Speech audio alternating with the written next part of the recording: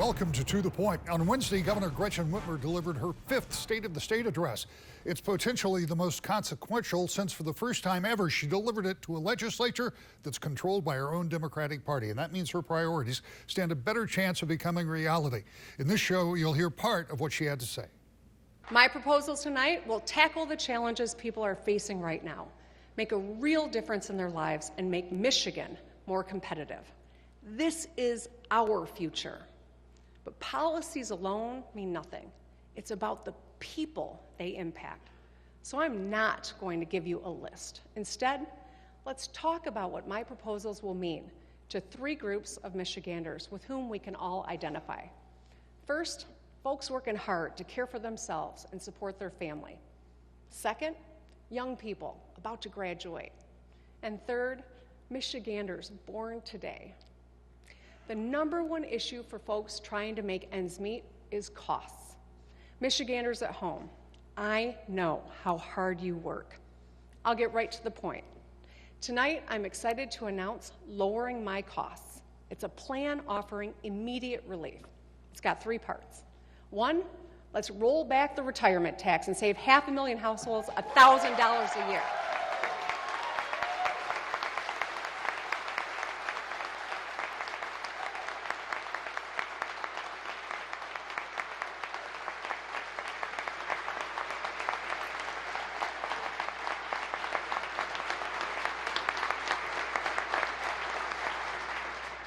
Second, let's expand the Working Families Tax Credit, delivering at least $3,000 refunds to 700,000 families.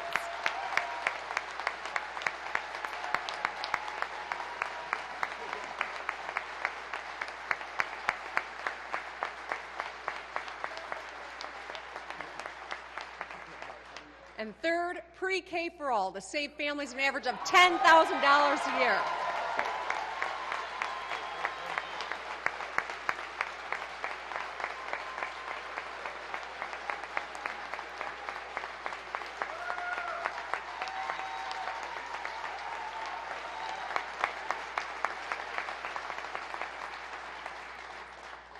I know we might have different perspectives here, but I sure hope we can all get around supporting 4-year-olds across Michigan.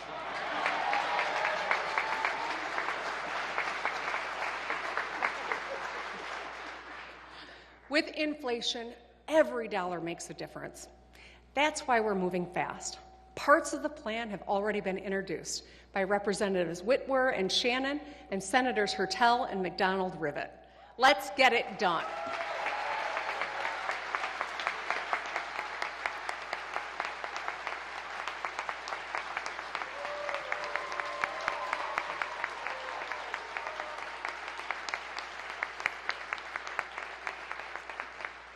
Now let's talk about what lowering my costs means for you. Repealing the retirement tax will make a huge difference for our seniors.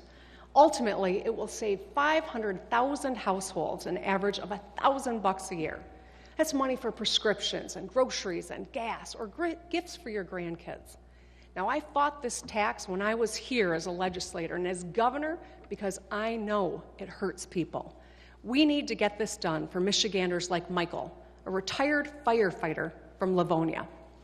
He, like so many, was aghast when his retirement income was suddenly taxed.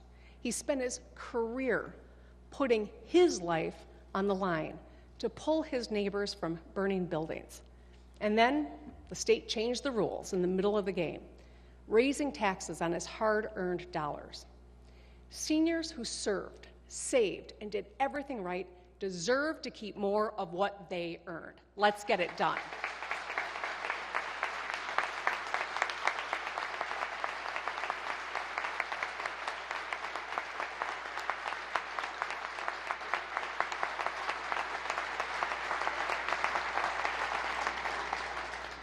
The Working Families Tax Credit, formerly known as the EITC, is a bipartisan tax break at the federal and state level.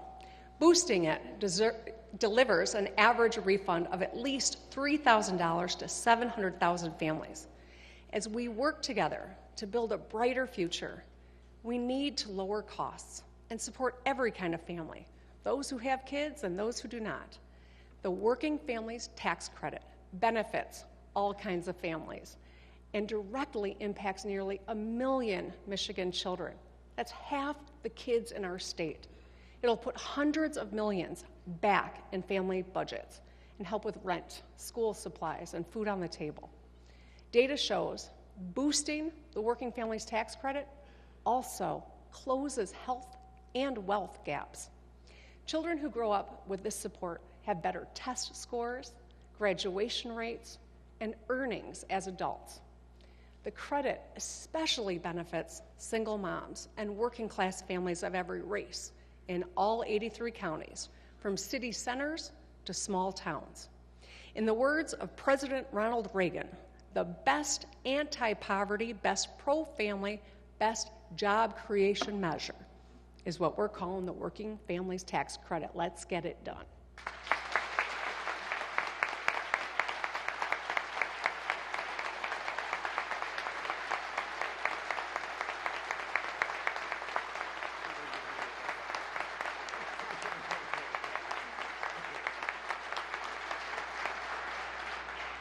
So these two tax changes will right a wrong inflicted on Michiganders 12 years ago.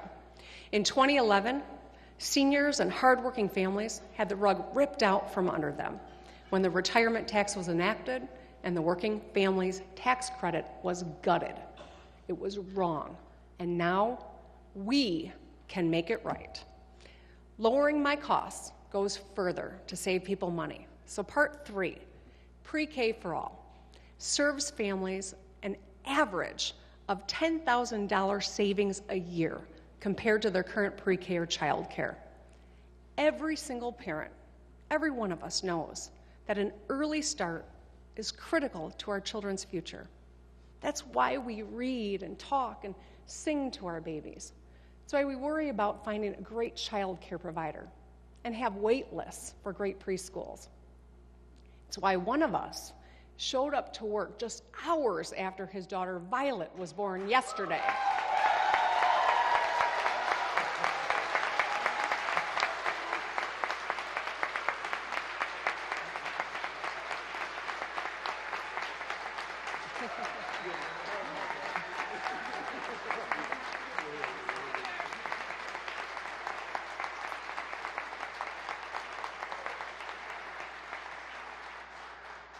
Representative Andrews, I hope you are enjoying some well-deserved time with your newborn.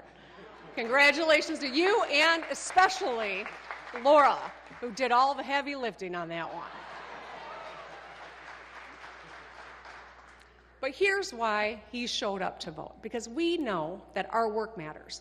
Data shows that children who go to preschool are more likely to graduate, earn a certificate or degree, and get a good paying job. Preschool helps employers too, and that's why so many business groups support it. Unfortunately, affordable preschool is just too hard to get for too many. 20 years ago, it was invaluable for me. Without it, I could not have raised my girls and continued my career. And most of the people in this room could say the same. We were fortunate because we had access and we could afford preschool. Every parent and every child in Michigan deserves the same because we all want what's best for our kids. So let's expand our bipartisan preschool effort, the Great Start Readiness Program, so every 4-year-old in Michigan can access a free public preschool education by the end of my second term.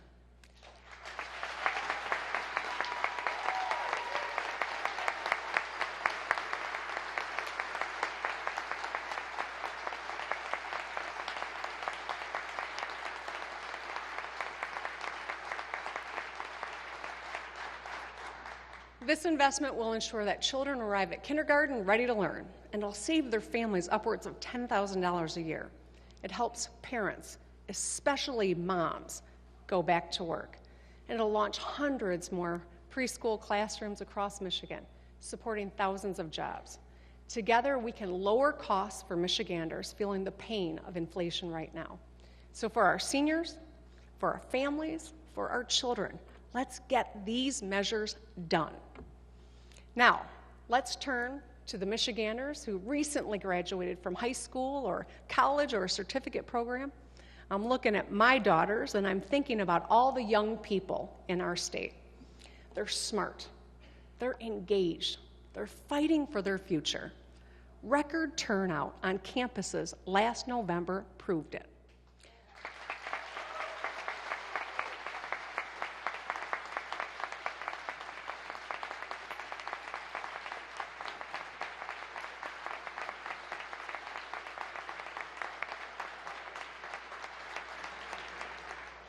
I know that our Secretary of State, Jocelyn Benson, will ensure their votes and the voices of every Michigander are heard and counted in every election.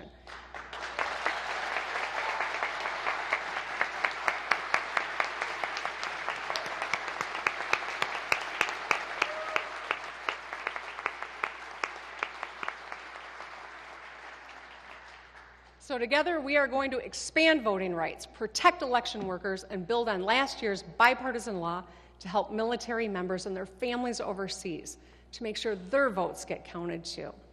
To keep young Michiganders here and attract even more talent to Michigan, we got to focus on two things: economic opportunity and personal freedom. To deliver on these priorities, I'm excited to announce Make It in Michigan. First, opportunity, a quote from the 90s. It's the economy, stupid. Ambitious young people have a lot of options when they graduate.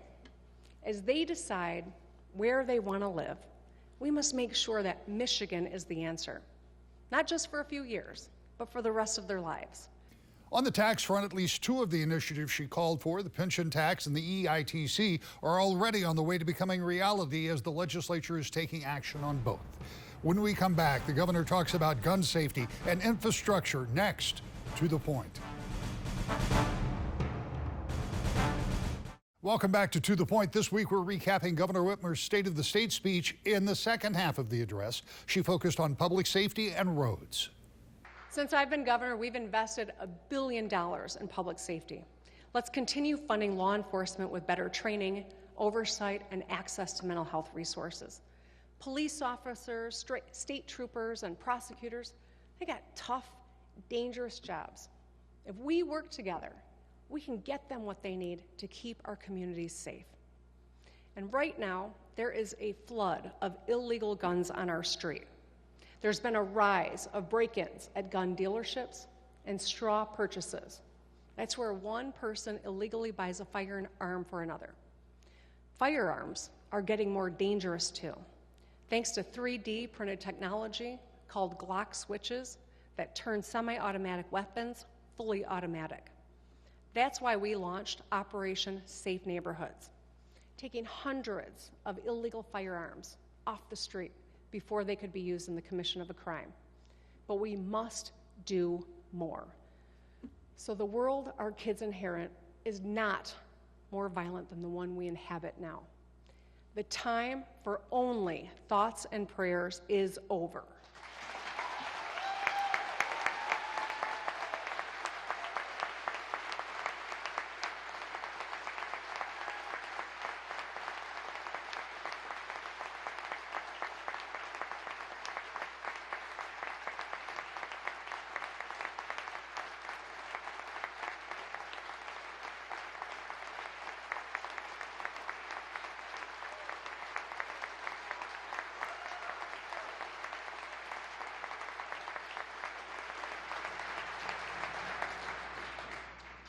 It's time for common sense action to reduce gun violence in our communities. Let's enact universal background checks for people who want to buy firearms. Let's enact safe storage laws so we can make sure firearms are stored safely at home. And let's enact extreme risk protection orders so we can keep guns out of the hands of those who might represent a danger to themselves or others. If Florida and Indiana can get this done, we sure as heck can, right?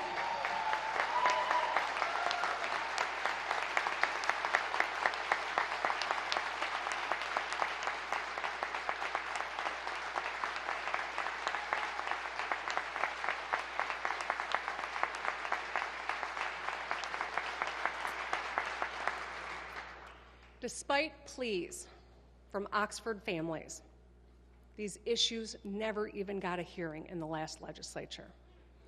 This year, let's change that. Let's work together to stop the violence and to save lives. I want to thank Senator Baer and Representative Brabeck for their leadership on this issue.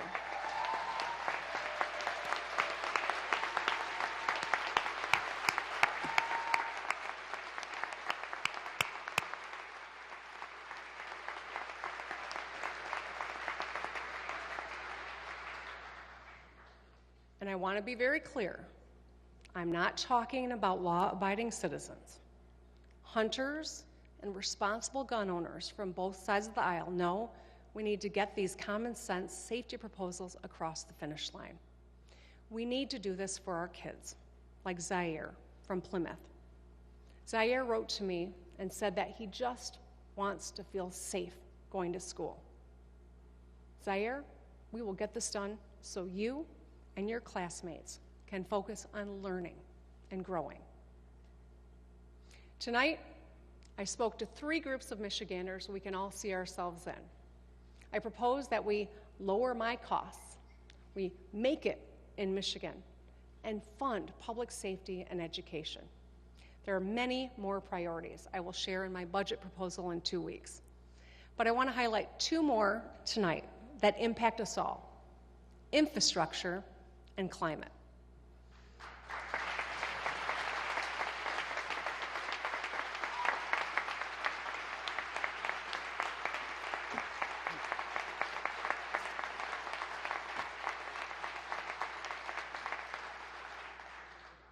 Now, if you just moved to Michigan or you've been living under a rock, you might not know roads are pretty important to me and to the people of Michigan. Our state flower might as well be an orange barrel. Since I took office, we've fixed 16,000 lane miles, 1,200 bridges, and we supported 89,000 good-paying jobs in the process. Throughout my second term, we will continue finding ways to keep fixing the damn roads. And as we fix them, let's build the most innovative transportation systems in the country with new, smart road technology.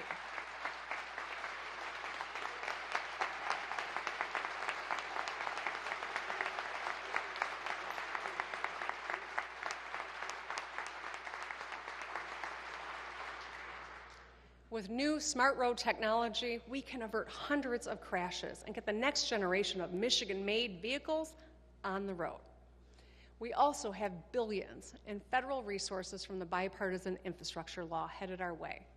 To invest them as efficiently as possible, I established the Michigan Infrastructure Office. This year, it will redouble its efforts helping to build up every kind of infrastructure: roads, high-speed internet, clean energy, and lead-free pipes.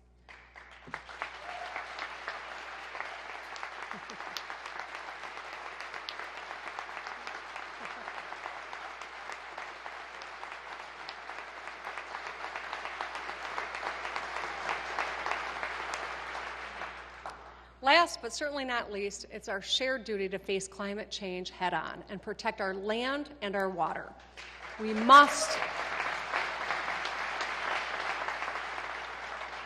must pursue climate action while creating jobs, lowering costs, and becoming a hub of clean energy production. Last year, thank you, Abe.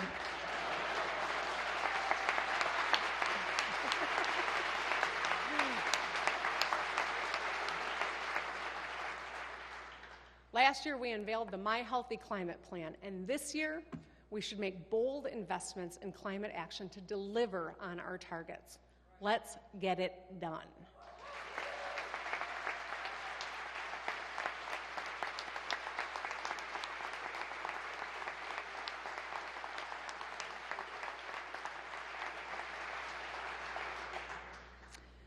I am honored, I'm truly honored to be standing here as your governor.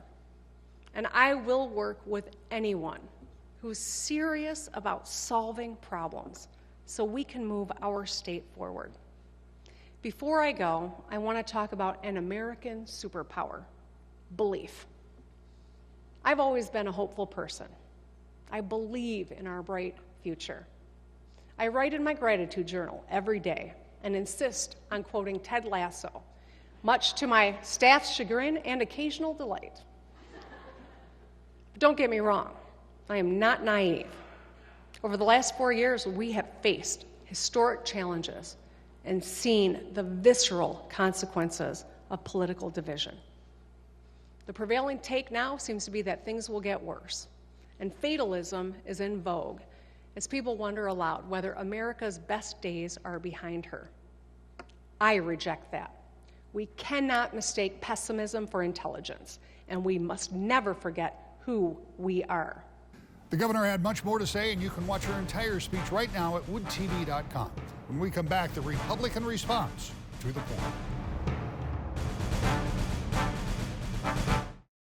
As you might expect, Republicans were less than enthusiastic about the governor's address. Republican House Leader Representative Matt Hall and Senator Eric Nesbitt, Republican leader in the Senate, talked to a crowd of media just after the speech.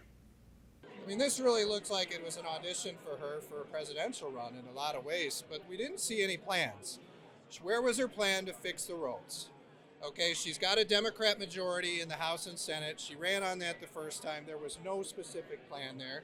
No plan to cut the income tax. I mean, that is supposed to be an automatic rollback that's going to take effect, where the income tax will go down from 4.25 to 4.05. Why not get up there and celebrate this achievement and get up there and say, we're going to have this policy. This is going to be immediate relief for all people. But we didn't see that. I think it's very important, going off from what Leader Hall says, is that why can't she say every taxpayer in the state of Michigan is going to get tax relief instead of picking winners and losers? It took Republican leadership pushing them to try to get to immediate relief now, because the first plans that they issued wouldn't have relief and full relief for some taxpayers until 5 years out. The folks she's talking about, it's going to be unfortunate when they pass the plan on the retirement exemption, where only a third of seniors will see any kind of relief.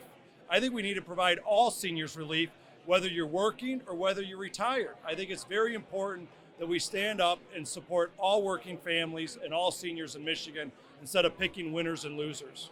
And where are the specifics on these plans? That's the thing. I mean, how are we going to do those things? And in my view, where we have reached common ground in the past is through these infrastructure one-time expenditures. You look at, in the past, we've been able to spur economic development and economic growth by investing in sewer and wastewater and getting rid of lead lines. You look at our work to improve roads and bridges. We've done all those things. But some of these new government programs, when you pay for those and all this surplus runs out, those are still going to be things that are going to have to be funded years from now, which could lead to government growth and new taxes. So you've got to see what are the plans and what are the details before you can see whether those are truly bipartisan or not. I think it's important to look that there was no mention on fiscal responsibility, no mention on actually paying down long-term debt here in the state, which helps our children and grandchildren, and really no mention of broad-based tax relief for all working families and all seniors. How are these people, in cities like Flint that have pensions, are they even going to have pensions when some of these cities go bankrupt? And so what are we doing to pay down those debt over like we've done the last 4 years in the Republican legislature? What are we doing to pay off the state's liabilities and pay down debt? I didn't hear any of that. Despite a lack of harmony in Lansing, it didn't keep lawmakers from spending $1 billion last week. We're out of time for now, but we'll talk about that next week. To the point.